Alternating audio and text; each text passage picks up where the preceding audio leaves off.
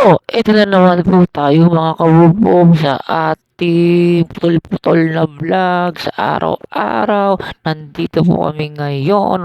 Ongoing po kami sa Pasay Tramo para po kumain ng pagkain na Saan po makakain. kayo At ayan punta? po makikita niyo po ang ating kasamahan na si Saan po? Hedrix Hamog na taga Bundok. Ayun po, Saan po ba yung dito, Lakers papuntang na po Sorsogon? yan at nagkakamot po ng mukha. Hindi niya po alam kung saan siya pupunta. O, nangunguna.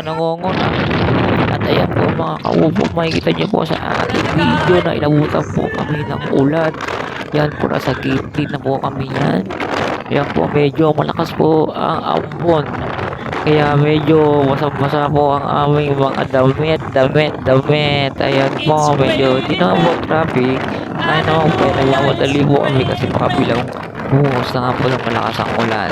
Yan po si ating paring Gary, tamang easy driving lang. And then, with this, pagpunta po namin ng Pasay, ito po, nandito na po kami sa Marriott Hotel. Wala po yung ulan. At ang mga animal na ugod niyan. Pinaasa-asa lang kami, akala namin maliligo kami sa ulan. So, yan po, malapit-lapit na po kami sa aming pupuntahan. At konting lagpas na lang po. At makakakain na kami. Ayan po, Check-in muna kami Belmonte. saglit Pagawaan dahil po ng umambon, Del Monte. umuulan. Woo! Bars. O, mga po, mga kaibigan. Ayan po si Edixo. At si paring Earl. At dito na po kami sa aming kakainan.